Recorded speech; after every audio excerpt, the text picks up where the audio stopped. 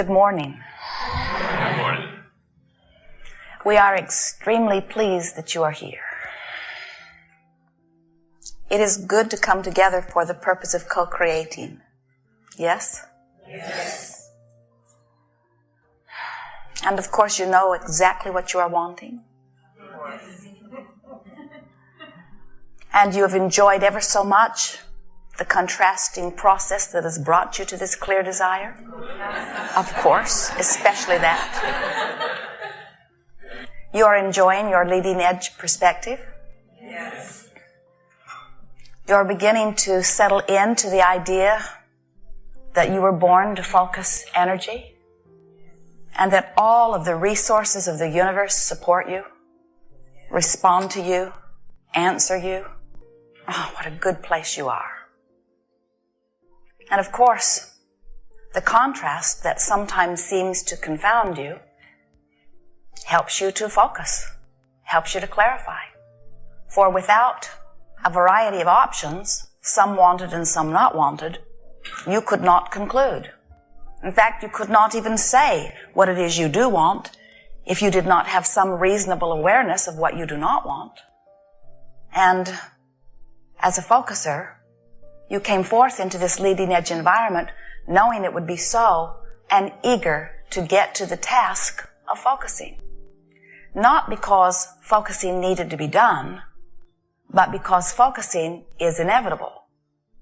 And the satisfaction of focusing is so enormous because in this attraction-based universe, when someone focuses, something happens. In the focusing of your attention, you are concluding individual preferences. So when you conclude an individual preference, source, all manner of energies, answers your conclusion. In your physical human terms, you say, ask and it is given. But sometimes we think that you do not realize that the asking is not a verbal thing. It can be. But the asking is a vibrational thing that sometimes your verbiage matches. In other words, when you say, I want something, it is not your words that are the asking. It's the desire that burns within you. So sometimes a desire for something burns within you. In other words, you'll have clear awareness of what you want, and it's often while you're standing right in the middle of tremendous clarity about what you don't want. What you want and what you don't want are so inextricably tied together. So out of this meshing, molding, mixing process of contemplating what isn't wanted and what is wanted, out of that is born within you a personal preference that is the asking. Sometimes, once that awareness is born within you, whether it's a conscious awareness or a cellular awareness, because there are all levels of consciousness within you who are aware and who are asking, once that awareness is born, Source answers it immediately. Every time, no exceptions. But you, in your human conscious form, sometimes are so aware of the mess you're in. You're sick. There's something happening with your body. Your finances aren't going well. Your relationship isn't what you want. You are so aware of what is that even though you're asking for something different from what is, you don't let in what you really want because you're so involved in being aware of what you've got. So the best way to explain this is a 3-step process. You ask, Source answers, you let it in. But if you keep asking, if you get stuck in step 1, where is it? Why doesn't it come? Why don't they know what they're doing? Why doesn't it happen? Why don't you do something differently? Why doesn't this go away? Why doesn't this come? As you are so aware of where you are, you hold yourself in this vibrational place where you cannot possibly let in what you're asking for because you are so aware of where you are. And just like your radio signals, you can't offer and receive opposite signals or different signals. When you've got your tuner set to 98.6, you're going to receive 98.6. You're not going to get what's on 101. Even though you might like it better, if your tuner's not set there, you're not going to hear it. This is an electrical universe, and you are electrical receivers, and you must align your vibration to your desire. And when you do, with great ease, those things you desire flow easily to you. So no one or nothing or no situation, no circumstance, there has been nothing ever that has ever prevented you from anything you want. Only you. Sometimes you say, well, it's hard not to notice what is. And we say, it's pleasurable much of the time to notice what is. We're not encouraging you to not notice what is. We're just encouraging you to be more selective about the parts of what is you notice. Here's a multiple choice question. Pick one of the two. Do you choose truth or untruth? Do you choose feeling good or feeling bad? Do you choose truth or feeling good?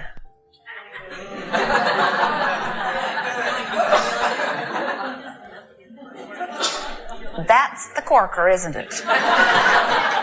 Because as you have trained yourself to be as true as you can be, sometimes you face the reality that is factual, it's truth. There's evidence, there's history, there's an X-ray, there's a past experience. And as you face what is, you hold yourself in vibrational harmony with what is, which means you're out of harmony with what you desire. You cannot get what's on 98.6 if your station is set on 101. So, this workshop is about recognizing that you get to choose. Through time and through your observation of your experience and others, you've developed some vibrational habits. You call them beliefs. We prefer to call them vibrational habits because it makes it easier for you to think about changing them. Someone sat in the hot seat one day talking about some core beliefs. Core beliefs. They sound so core, so unchangeable. And we said, if you want to talk about core beliefs, let's talk about who you really are. You are a lover. You are worthy. You are expecting of all good things. If we're going to talk about core, let's really get back to the core of that which you are. Let's not talk about that stuff you've picked up along this physical trail. Some of it serves you, some of it doesn't. In fact, most of it serves you. We are not wanting to open you up and take out everything that you've learned along your way, a sort of lobotomy procedure. Because there is so much that you have picked up that serves you. Look at the way you live. Your lifestyle is wonderful. Your expectations of well-being are among the best that we see worldwide. But you do have some expectations or habits of thought that you've picked up that aren't serving you and that do not belong within your vibrational pattern. And in most cases, you don't even know how they got there. You just keep perpetuating them sort of because it is. It's like laying your hand on the hot stove and saying, this is really painful. And someone's saying, then why don't you remove your hand? And you say, I don't know, I'm just used to doing it this way. And they say, but doesn't it hurt? And you say, yeah, real bad. And they say, well, why don't you just take your hand off the stove? And you say, well, actually, it's a family thing. My whole family does this. In fact, everybody I know does this. And there have been a few who have removed their hands, but they've been shunned by the community. And so I think it's better to just suffer. What we're wanting you to realize is that you've picked up some patterns of thought that we could call dominant vibrations or dominant thoughts. So when you think about some major subjects in your life, like the subject of dollars, when you think about dollars, however it comes up, whether it's receiving the bills in the mailbox or being in a beautiful place where you're wanting to buy something lovely, when the subject of dollars comes up, does it feel to you, the feeling that moves through you, does that feeling feel like freedom and fun and adventure? Or does the feeling that moves through you feel like worry and hardship and struggle? You can tell right away. You probably have some of all of those feelings, but you know which ones are more often there. When you think about your dominant relationship, does it feel like freedom or bondage? Does it feel like fun or struggle? You can tell which thought you've practiced When you think about your physical body, do you feel flexible and vital and full of energy? Or do you feel tired and lethargic? Are you optimistic or do you worry? What is your dominant feeling about your body? We want you to sort of pay attention to the way you feel as we are moving through this day, because we want you to come to the realization that the reason that you feel whichever way you feel is because, for whatever reason, you've been practicing that way longer and it has become the more dominant vibration. So you are now, because of law of attraction, more likely and more easily able to get there. The reason that the vibration that is dominant on those subjects, or any subject, is the dominant one, is because you've activated that vibration more often. And by activating it, we only mean you gave your attention to it. So we say, you have something going in your experience that you don't want. And we say it's because you keep activating that thought. And you say, well, how do I deactivate that thought? And we say, you can't. You cannot deactivate a thought. Then what do I do? If I've got a thought activated, how do I not activate it? And we say, you activate another thought. Because when you try to deactivate that thought, whatever it is, you don't deactivate it, you activate it. So you have to turn your attention to what you would like to activate. And by giving your attention to it, this is activated and this isn't.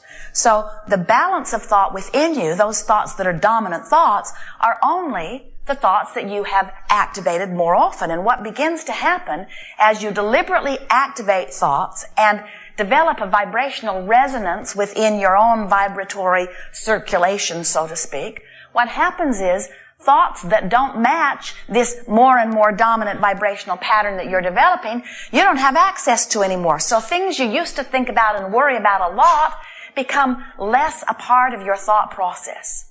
Now, it's possible that you might run up against someone who will activate it again, temporarily. But those experiences will become fewer and fewer and farther apart until, before you know it, you will begin to deliberately, consistently activate vibrations by your choice. Sometimes we hear you, or Esther hears you as she is working on editing a tape or listening to something after the fact. And she will hear you talking about issues that you have lived, sometimes very powerful issues when you were younger. And today, they're still so present in your vibration. Even Esther will find something activated within her that really has nothing to do with her now life. But something will stir it up, and it is so uncomfortable. And then she got all huffed up one day, and she said, Abraham, I can damn well choose my own vibrations. And we said, well, we had hoped you would feel more positive about it than that. But it is a very good first step. In other words, step one, you know what you don't want, which is how you know what you do want, which is your awareness of what you're asking for.